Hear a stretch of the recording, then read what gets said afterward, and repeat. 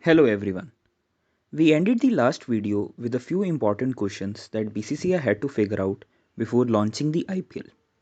Some of these challenges were how to get the players on board without the money, how to get the money without getting the players, how to make this game reach international audience, who will buy the teams, what time will the matches begin, and how many teams to be formed, as too less will result in the short tournament and too many would run all over the time crunched cricketing calendar gap. So let's begin by answering these questions. But before we do so, let's figure out the main stakeholders that were required to launch this league.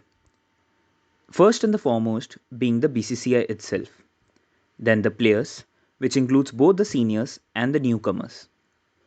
Key thing here is that although cricket fans loved Indian team playing, there was also a craze for watching international players play. The likes of Dilshan, Callis, Gilchrist, Gale, A.B. de Villiers, and many more were exceedingly popular even at that time. So it was important to get the international players on board as well. Then comes big companies who would sponsor these matches, media companies who would purchase the broadcasting rights. All these stakeholders had to be put together to get that idea to the reality.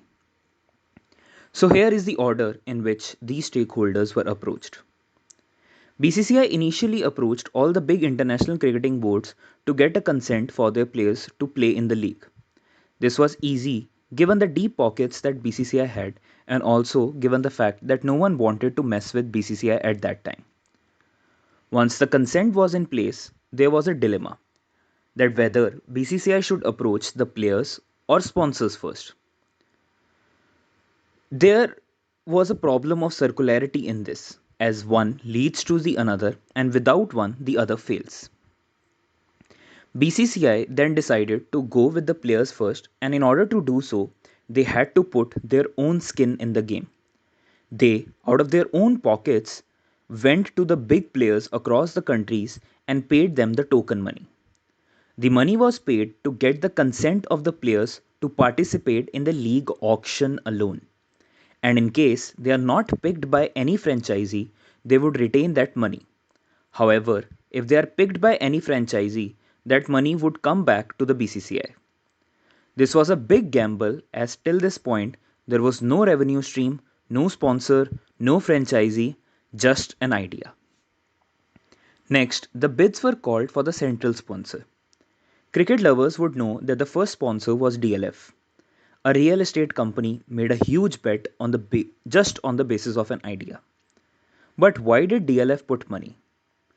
In 2007 and 2008 period, most of the real estate companies were local in India.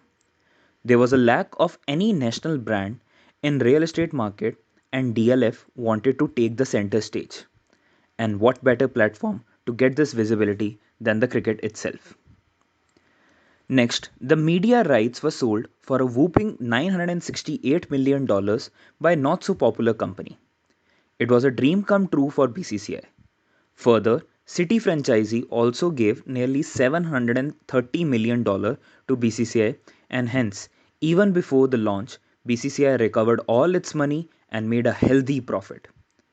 Although it was yet to see how the auction goes and how Indians react to this new avatar of the game. The auction happened smoothly and IPL started with a bang, thanks to Brendan McCallum who scored a century and played a great innings to provide a perfect start to the IPL. BCCI took full advantage of the fact that IPL was the domestic tournament as it invented new sources of revenue. You might have heard about the 10-minute strategic timeout, the on field advertising, and the hospitality options. All this garnered millions of revenues. Since IPL was a domestic tournament, ICC rules could not apply here and BCCI could introduce as many breaks as possible in the form of strategic timeouts.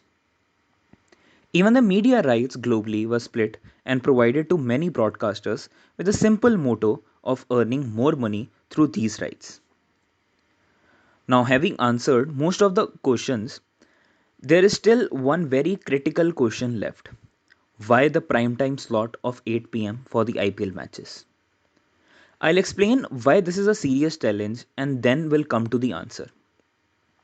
In India, especially in 2007, most of the families owned only one television set, and the remote was always controlled by the housewife who would always play daily soap opera at the prime time. It is because of this reason that the most of the broadcasters and even the franchisees were against having matches at this time. But there was no other option. This was because the matches had to be scheduled in the weekdays and there was no other time slot available. Indian males who watch cricket have either jobs or schools to attend in the morning and afternoon time. And hence, this was a big challenge to take head on competition with daily soap opera. But over the first 2 3 years, thanks to the great marketing and especially advertising by BCCI, they were able to make people switch from Saas Bahu serials to cricket. That is what is the journey of IPL and how it became a grand success and what we know of it today. Thank you and do join for more videos.